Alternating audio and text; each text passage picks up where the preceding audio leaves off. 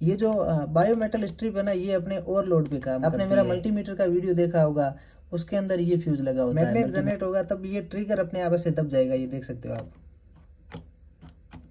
नमस्कार दोस्तों, मेरा नाम है राजेश और आप देख रहे हो मेरा यूट्यूब चैनल इलेक्ट्रिकल बाबा। दोस्तों आज हम जानेंगे एमसीबी के बारे में कि एमसीबी क्या होती है, ये काम कैसे करता है और फ्यूज या एमसीबी इन दोनों में हम कौन सा डिवाइस अपने घर पे यूज कर सकते हैं।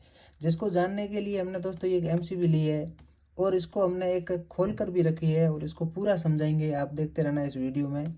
उम्मीद है इस वीडियो को देखने के बाद आपके मन में कोई भी शंका नहीं रहेगी एमसीबी के बारे में।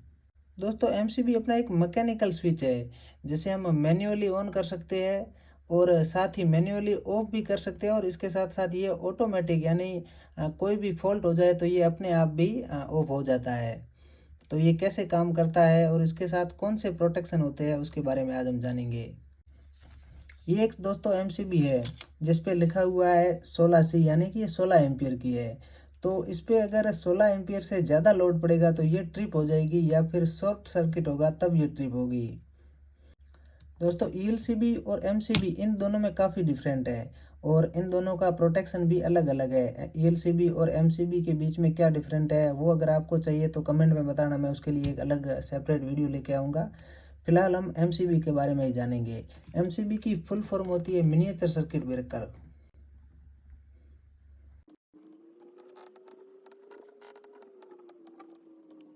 दोस्तों एमसीबी कई प्रकार की आती है, जिनमें तो पहले तो है 10 एम्पियर की आती है, कोई 16 एम्पियर की आती है, कोई 25 एम्पियर की आती है। तो इसके साथ साथ एमसीबी का एक और प्रकार होता है, यानी B type, C type, D type, K type और जेड टाइप। तो ये 5 प्रकार की एमसीबी आती है। जैसा कि आप मेरे हाथ में देख सकते हो, ये लिखा हुआ है C16, यानी ये सी टाइप एमसीबी है। दोस्तों B type, C type, D type, K type और जेड टाइप, इन सब एमसीबीओ को कहाँ का यूज़ किया जाता है वो बताएंगे हम। मान लेते दोस्तों ये सब एमसीबी 6 एम्पियर की है। दोस्तों ये जो बी टाइप एमसीबी होती है, जो एमसीबी होती है उसके ऊपर लिखा होता है जैसे कि B6, B16 या B25। जो बी टाइप एमसीबी होती है ये मैक्सिमम हमारे घरों में यूज़ करने के लिए होती है। अपने घरों में आप कहीं भी देखना ये बी टाइप एमसीबी होगी। और ये डी टाइप एमसीबी होती है जिसको घर में नहीं लगानी चाहिए। क्यों नहीं लगानी चाहिए वो जब इसके बारे में हम बात करेंगे तब हम बताएंगे आपको। तो ये बी टाइप है, ये घरों में यूज़ की जाती है क्योंकि ये अपने 5 गुना से लेकर, माफ़ कीजिएगा 3 गुना से लेकर 5 गुना तक इसके ऊपर लोड पड़ता है। मान लो कि ये 6 एम्पियर की है और इस पर अगर मान लो 3 गुना लोड पड़ गया, 18 एम्पियर इस पे लोड पड़ गया, तो ये ट्रिप हो जाएगी। कितने सेकंड में होगी? 0.5 सेकंड से लेके 13 सेकंड के अंदर। और दोस्तों शॉर्ट सर्किट पे जब भी होता है कि ये तीनों एमसीबी लगभग 10 से 20 मिली सेकेंड के अंदर ही सब एमसीबी काम करेगी, जब शॉर्ट सर्किट होगा तब। लेकिन जब ओवरलोड होगा तो ओवरलोड के हिसाब में ये सब एमसीबी अलग अलग टाइमिंग अपना लेगी। ये बी टाइप वाली अलग टाइमिंग लेगी, ये सी टाइप वाला वाली का अलग टाइम रहेगा, डी टाइप का अलग रहेगा, के टाइप का अलग रहेगा और जेड टाइप का अलग रहेगा। समझ गए आप? 6 एम्पियर की एमसीबी अगर बी टाइप है तो वो आप घर में आप लगा सकते हो।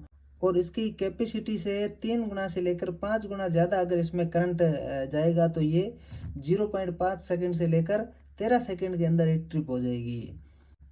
अब बात करते हैं दोस्तों इस सी टाइप की। सी टाइप की एमसीबी दोस्तों अपने इस इंडक्टिव लोड जो होता है ना उस पर यूज़ की जाती है। इंडक्टिव लोड जैसे कि अपनी ये मोटर हो गई, जो भी इंडक्टिव लोड होता है तो वहाँ पर इसको यूज़ किया जाता है। और मान लो आपको अगर अपने घर में यूज़ करनी है, आपको अगर बी टाइप नहीं मिले तो उस जगह आप ये बी टाइप की जगह घर पे भी आप सी टाइप यूज़ कर सकते हो। और जब इस पे 5 गुना से लेकर 10 गुना अगर लोड इसमें पड़ेगा ना तो ये महज 0.5 सेकंड से लेकर 5 सेकंड के अंदर ही ट्रिप हो जाएगी। तो इन दोनों एमसीबी को आप अपने घर में यूज़ कर सकते हो। अब दूसरी है डी टाइप। जैसा मैंने आपको बताया कि डी टाइप एमसीबी को आप अपने घर पे नहीं यूज़ कर सकते, क्योंकि इस पे अगर आप 10 गुना से लेकर 20 गुना तक इस पे अगर लोड देंगे इसे डी टाइप एमसीबी को, तो ये ट्रिप होने में लगभग 0.5 सेकंड से लेकर 3 सेकंड का समय लेगी। इसको इसीलिए नहीं यूज़ कर सकते। अगर ये मान लो 10 से 20 गुना पे ट्रिप हो रही है, अगर 6 एम्पियर की एमसीबी है, ये 10 गुना लोड लेगी तो 60 एम्पियर की है। तो इतने में तो अपना घर का जो भी कनेक्शन में जो वायर यूज़ किए हुए है, जो भी मोटर वोटर लगी हुई है, तो वो उसको जला देगी। इसलिए इस डी टाइप की एमसीबी को घर में कभी यूज़ नहीं करना चाहिए। दूसरा आता है के टाइप और जेड टाइप। ये दोस्तों दोनों ही एमसीबी बहुत ही सेंसिटिव होती है। ये आप घर पे यूज़ नहीं कर सकते, क्योंकि ये अगर आपने घर पे लगा ली तो ये बार बार ट्रिप हो जाएगी, क्योंकि इन्हें ये बहुत ही सेंसिटिव एमसीबी है। इसको मैक्सिमम आप देख सकते हो कि इसको सेमीकंडक्टर हो गए, अपने ट्रांजिस्टर हो गए, या फिर जो बैटरी चार्जर हो गए डीसी वाले, उनमें इनको ज़्यादातर यूज किया जाता है। तो दोस्तों ये अपने हो गए टाइप ऑफ एमसीबी। ये जो पीछे सी टाइप लिखा हुआ है, तो इस एमसीबी को अपन कहाँ यूज कर सकते हैं? इंडक्टिव लोड पे, यानी कि मोटर वगैरह अपनी होगी उस पे, और या फिर अपन इसे अपने घर पे भी यूज कर सकते हो अगर अपन को बी टाइप ना मिले तो। अभी दोस्तों हम बात करेंगे इसकी मदद से कि एमसीबी आखिर कैसे काम करती है। दोस्तों एमसीबी अपन को दो तरह का प्रोटेक्शन देती है, एक ओवरलोड और दूसरा शॉर्ट सर्किट। दोस्तों ये ओवरलोड पे कैसे रिएक्ट करती है और शॉर्ट सर्किट हो जाए तब ये कैसे काम करती है, वो हम इस एमसीबी से समझेंगे। दोस्तों ये जो स्विच है, ऑपरेटिंग स्विच बोल सकते हैं जिसको, ये इसको मैंने जब खोला था तो ये क्या, इसमें कुछ भी ऐसे नट बोल्ट नहीं होते जिसको कि अपन स्क्रू ड्राइवर या फिर किसी से भी खोल सकते हैं। इसको तोड़ के ही निकालना पड़ता है। तो उसकी वजह से ये थोड़ा कुछ डैमेज हो गया, इसलिए यहाँ पे रुक नहीं रहा है, वरना फिर ये होल्ड हो जाता था। तो इसमें मेनली दो पार्ट होते हैं, सॉरी 3 पार्ट होते हैं। एक ही कोयल होती है जिसे इलेक्ट्रोमैग्नेटिक कोयल कहते हैं।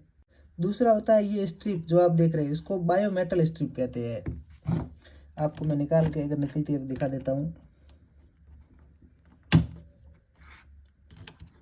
नहीं दोस्तों ये निकल नहीं रही है।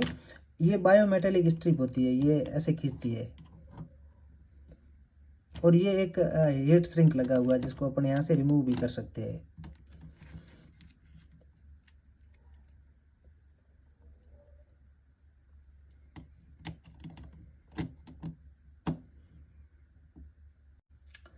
अब मान लो दोस्तों ये एमसीबी अपने 16 एम्पियर की है, यहाँ से इनकमिंग आई और यहाँ से होते हुए इस इलेक्ट्रोमैग्नेटिक कोयल के ऊपर से लपेट के यहाँ गई, यहाँ से यहाँ गई और यहाँ से यहाँ जाते यहाँ से आउट हो गई। अब 6 एम्पियर की एमसीबी है और इस पर लोड आ गया है, मान लो 6 से ज़्यादा आ गया, 10 एम्पियर आ गया, 12 आ गया, 15 एम्पियर आ गया। तो दोस्तों ये जो बायोमेटल स्ट्रिप है ना, ये बैंड होने लग जाएगी, और बैंड होगी तब ये यहाँ की ओर खींचेगी, और जैसे ही यहाँ पे खींचेगी तो ये इसको भी अपने साथ में खींचेगी। तो इसमें जो ये ट्रिगर मैकेनिज्म लगा हुआ है यहाँ पे आप देख सकते हो, ये इसको भी खींचेगी और ये एमसीबी ट्रिप हो जाएगी। यानी कि ये जो बायोमेटल स्ट्रिप है ना, ये अपने ओवरलोड पे काम करती है। ओवरलोड पे हमेशा ध्यान रखना, एमसीबी मान लो 6 एम्पियर की है, तो ये अगर इस पे लोड अगर 10 एम्पियर आ गया तो ये लगभग 2 से 3 मिनट का टाइम लगेगी। चाहे कोई भी हो, इन 6 में से कोई भी एमसीबी हो, वो 2 से 3 मिनट लगेगा। और मान लो ये 6 एम्पियर की है और इस पे लोड अगर 20 एम्पियर आ गया तो ये और भी कम टाइम लगेगी।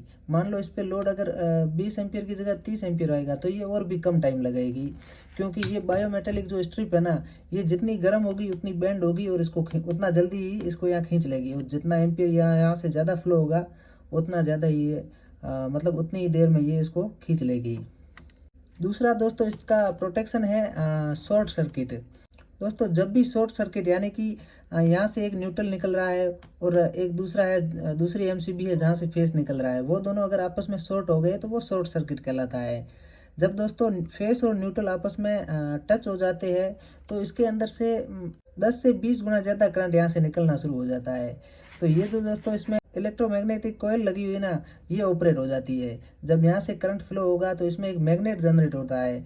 तो इसके अंदर जो ये ट्रिगर लगा हुआ है, इसके अंदर जब ये मैग्नेट जनरेट होगा तब ये ट्रिगर अपने आप से दब जाएगा, ये देख सकते हो आप। जब ये ट्रिगर दबेगा तो ये इसको दबाएगा, और ये दबाते यहाँ पे एक जो मैंने कहा ना, अब ये खोलते समय टूट गई है, यहाँ पे एक स्ट्रिप लगी हुई, तो इसको ये इस ट्रिगर मैकेनिज्म को ऐसे खींच लेती और ये ट्रिप हो जाती। जब हाई करंट फ्लो होता है दोस्तों, तो उस समय क्या होता है कि ये पूरा गर्म हो जाता है, और इसके लिए इसको यहाँ पे एक हीट सिंक लगी हुई है ताकि वो गर्मी को अपने अंदर ही अब्जॉर्ब कर ले। आशा है दोस्तों आप इस एमसीबी के बारे में आप पूरा जान गए होंगे। लेकिन अपना एक तीसरा टॉपिक है कि फ्यूज या एमसीबी, इन दोनों में कौन सी चीज़ लगा सकते हैं। दोस्तों मेरे पास एक फ्यूज भी है जिसे आप देख सकते हो। फ्यूज भी दोस्तों कई तरह के आते हैं, एक इस टाइप का आता है, ये भी मेरे पास एक ये भी फ्यूज है, ये भी फ्यूज है। आपने मेरा मल्टीमीटर का वीडियो देखा होगा, उसके अंदर ये फ्यूज लगा होता है मल्टीमीटर के अंदर। दोस्तों जब एमसीबी नहीं थी तब इस ओवरलोड और शॉर्ट सर्किट, इन दोनों को प्रोटेक्ट करने के लिए इस फ्यूज का यूज किया जाता था। ये फ्यूज भी अलग अलग रेटिंग के साथ आता है। अगर आप यहाँ से देख रहे हैं तो ये 16 एम्पीयर का है। ऐसे ही फ्यूज 10 एम्पीयर के भी आते थे, 25 एम्पीयर के भी आते थे। दोस्तों फ्यूज में सबसे बड़ी दिक्कत होती थी इसकी जो एम्पीयर की रेटिंग है ना, ये इस फ्यूज के आकार पे या इस पे ये किस चीज़ का बना होता है इस पे नहीं निर्भर करती थी। फ्यूज की रेटिंग हमेशा जो ये तार लगी हुई है ना, इस पे निर्भर करती है। ये तार तांबा हो गया, टिन हो गया, शीशा हो गया, लोहा हो गया, या इन सब से मिलकर बनी हुई होती है। तो ये जो कंपनी इस फ्यूज को बनाती है ना, वो उस हिसाब का एक मेटल बनाती है। फिर इसकी जो चौड़ाई है ना, वो उस आधार पे सेट करती है, पतली या बड़ी। तो उस आधार पे ऐसे होता है कि मान लो ये 10 एम्पीयर, ये 16 एम्पीयर का है, तो इसको 10 एम्पीयर का बनाना है तो इस तार को पतला कर देंगे थोड़ा, तो ये 10 एम्पीयर का हो जाएगा। और इसको अगर 25 एम्पीयर का बनाना है तो इसको थोड़ा और मोटा कर देंगे तो ये 25 एम्पीयर का हो जाएगा। और ये कंपनियां तय करती थी, क्योंकि वो पहले इसका ट्रायल लेके और उसके हिसाब से सेट करती थी। मान लो इसमें ये जो 16 एम्पीयर का है, तो ये 16 एम्पीयर का स्ट्रिप तार 16 एम्पीयर तक का लोड ले सके ऐसा तार यूज किया हुआ है। 16 एम्पीयर से ज़्यादा अगर हो गया तो ये गल जाएगा और यहाँ से ब्रेक हो जाएगा और ये फ्यूज हट जाएगा। तो इस फ्यूज़ को लगाने के नुकसान भी बहुत ज़्यादा है दोस्तों। अब ये मान लो 16 एम्पीयर का फ्यूज है, ये तार कंपनी ने लगा के दी, और हमारे यहाँ मान लो एक मोटर चल रही है, वो उसने ज़्यादा लोड ले लिया, तो ये फ्यूज मान लो यहाँ से अलग हो गया। तब लोग क्या करते हैं कि वो दुकान से तो ये स्ट्रिप लाएंगे नहीं, अपने घर से ही किसी तार से निकाल लेंगे या कहीं से निकाल लेंगे, तब वो उसकी रेटिंग चेंज हो जाएगी। फिर ये फ्यूज काम नहीं करेगा और हमारे डिवाइस को जला देगा। और ये फ्यूज आप देख सकते हो, ये यूज एंड थ्रो फ्यूज है। इसको एक बार यूज़ करेंगे, इसके अंदर भी एक तार लगी हुई है, वो अगर अलग हो गई तो इसको फेंकना पड़ेगा और दूसरा फ्यूज लाना पड़ेगा। ये भी उसी बेस पे काम करता है, ये फ्यूज भी। ये 10 एम्पीयर के फ्यूज आप देख सकते हो। ये फ्यूज एक बार यूज कर लिया, इसके अंदर से जो तार है वो ब्रेक हो गई, तो फिर ये किसी काम का नहीं, इसको फेंकना पड़ेगा और दूसरा लाना पड़ेगा। लेकिन इसका ठीक उल्टा ये एमसीबी है। ये मान लो कोई फॉल्ट आ गया, ये ऑन कंडीशन में है, मान लो कोई फॉल्ट ओवरलोड हो गया या शॉर्ट सर्किट हो गया तो ये ट्रिप हो जाएगी। तो इसको वापस अपन को ऑन ही करना है, बस ऑन करते ही ये काम करने लग जाएगी। उम्मीद है दोस्तों आपको मेरा ये वीडियो पसंद आया होगा। वीडियो अगर अच्छा लगा तो इस वीडियो को लाइक करें, शेयर करें, और आगे किस टॉपिक पर आपको वीडियो चाहिए वो मुझे कमेंट करके बताएं। मेरी पूरी कोशिश रहेगी वैसा वीडियो लाने की।